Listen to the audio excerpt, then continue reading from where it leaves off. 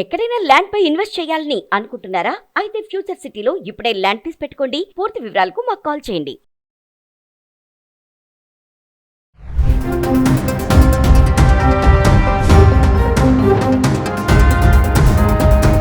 నమస్తే, welcome back to Suman TV. Present మనతో పాటు ఉన్నారు అసిస్టెంట్ ప్రొఫెసర్ రామకృష్ణ గారు.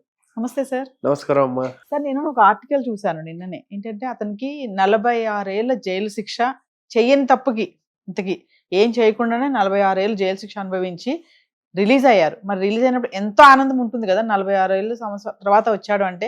బట్ ఆనందం అనేది లేదు. ఎందుకు అంటే ట్రంప్ ఏదైతే ఇప్పుడు నిర్ణయాలు తీసుకుంటున్నారో, ఇల్లీగల్ ఇమిగ్రేషన్ ప్రాసెస్, ఇవన్నీ మార్పులు చేర్పులు జరుగుతున్నాయి కదా. సో వెంటనే ఇమిగ్రేషన్ ఆఫీసర్స్ ఏంటంటే అది అదుపులోకి తీసుకొని ఇప్పుడు బలవంతంగా డిపోర్టేషన్ అంటే ఇండియాకి పంపించేయాలని ప్రయత్నం. చూస్తే ఇండియాలో ఆయనకి ఎవరు లేరు, అంతా కూడా అమెరికాలోనే ఉన్నారు. మరి ఒక్కసారి వివరాల్లోకి వెళ్తే అసలు చూడండి, మరి దారుణం కదా. 46 ఇయర్స్ తర్వాత ఆయన రిలీజ్ అయ్యి పాపం హ్యాపీనెస్ అనేది లేకుండా పోయింది అంటే. ఒకసారి 46 ఏళ్ళ జైలు శిక్ష ఏదైతే ఉందో, జైలు శిక్ష విధించలేదు, అది మనం తెలుసుకోవాలి. ఆయన కేసు నడుస్తూ ఉంది. అంటే ఇలాంటి కేసులు జనరల్ గా అందరూ ఇండియా మీద కామెడీ చేస్తూ ఉంటారు. మన దేశంలోనే అలా కేసులు అలా ఇన్ని సంవత్సరాలు నానుతూ ఉంటాయని. అది ప్రపంచంలో ఎక్కడైనా జరిగే ఇది అవకాశం ఉందని చెప్పడానికి ఇది ఒక ఉదాహరణ. అలాగే మీరు చూసుకుంటే అతను 19 ఏళ్ల వయసులో ఏదో ఒక క్లాస్మేట్ ని కాల్చి చంపాడనే ఒక అభియోగం మీద ఆయన అరెస్ట్ చేశారు. ఇది ఈ రకరకాల కారణాల వల్ల, అంటే ఆ టైంలో మన దౌత్య సంబంధాలు దృష్ట్యా, లేదా మన వాళ్ళు అంత ఎంబసీ వాళ్ళు అంత గట్టిగా ఇంట్రెస్ట్ చూపించలేదు, లేదు అక్కడ మిస్క్యారేజ్ ఆఫ్ జస్టిస్ ఏదైతే ఉందో జరిగిందని ఈ మధ్య జడ్జి ఎవరైతే ఉన్నారో ఆయన కొంచెం వివరాలు బాగా గట్టిగా లోతుగా పరిశీలించి చెప్పి ఆయన అలా కాదు, ఇన్నాళ్ళు పొరపాటును చేసేసాం, అయ్యో సారీ మిస్టేక్ అయిపోయింది అని చెప్పి. అంటే తప్పదు. ఈ మధ్య కాలంలో ఒక పోస్టల్ ఎంప్లాయీ ఎవరో రూపాయి ఎంతో ఏదైనా ఏమంటారు లంచం తీసుకున్నారని చెప్పి, రూపాయో 10 రూపాయలు లంచం తీసుకున్నారని చెప్పి కేసు ఇంత నడిచిన తర్వాత ఫైనల్ గా ఆయన రిటైర్ అయిపోయి చనిపోయిన తర్వాత తెలిసిన విషయం ఏంటంటే ఆయనకి అది లేదు. సో దానివల్ల అంటే ఇలాంటివి జరుగుతూ ఉంటాయి. అందువల్ల అయితే వచ్చిన సమస్య ఏంటంటే, ఇన్ని సంవత్సరాలు ఆయన జైల్లో ఉన్నాడు కాబట్టి ఆయన ఒక పర్టికులర్ కేటగిరీలో ఉంచారు. ఇప్పుడు బయటికి రాగానే is like normal person, illegal alien. ఎందుకంటే మనకి స్టాండింగ్ లేదు. ఎడ్యుకేషన్ లో అయితే F1 ఉంటుంది, అదే ఉద్యోగం చేస్తుంటే H1B ఉంటుంది. ఇక్కడ అదేమీ లేవు. సో దీని మీద ఉండగలడు. అందువల్ల ఇంకా తప్పదు. వచ్చిన సమస్య ఎక్కడ వస్తుందంటే, rule is rule for all అని ఉంటుంది చూడండి, అలాంటి వాటి వల్ల వస్తాయి ఈ సమస్యలు.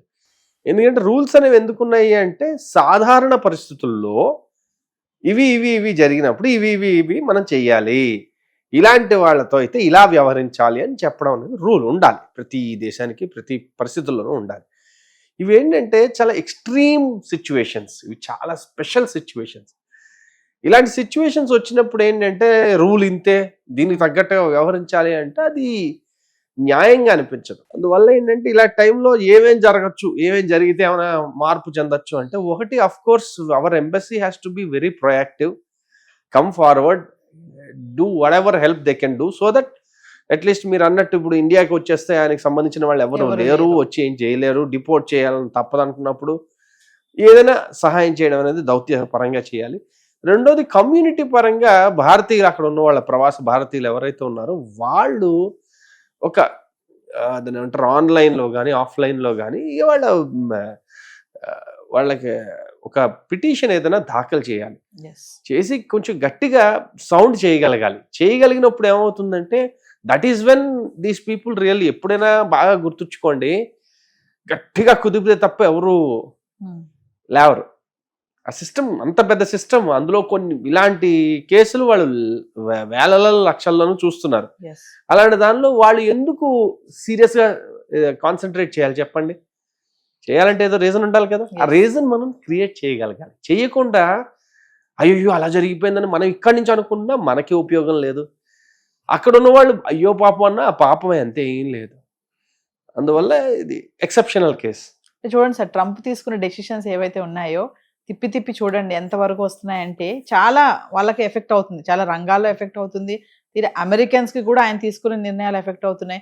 మరి ఈ విషయంలో చూసుకుంటే చాలా విచిత్రం. 46 ఏళ్ళ జైలు శిక్ష అనుభవించి బయటకు వస్తే ఇమీడియట్లీ వీళ్ళు అదుపులోకి తీసుకోవడము, ఇప్పుడు బలవంతంగా పంపించడం, ఆల్రెడీ ప్రొటెస్ట్ చేస్తున్నారంట ఫ్యామిలీ మెంబర్స్.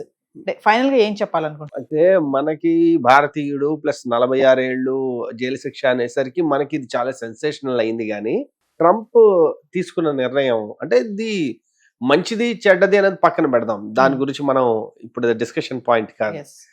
దాని ఇంపాక్ట్ ఎలా ఉంది అంటే పిల్లలు ఇక్కడ నుండి తల్లిదండ్రులు రిపోర్ట్ చేయాల్సి వచ్చిన పరిస్థితి ఉంది. Mm. చిన్న చిన్న పిల్లలు వాళ్ళేమో చైల్డ్ సర్వీసెస్కి ఇచ్చి వీళ్ళని వెనక్కి పంపించేయాల్సి వస్తుంది. సో ఇలాగా చాలా వేల మంది ఇబ్బంది పడుతున్నారు. Yes.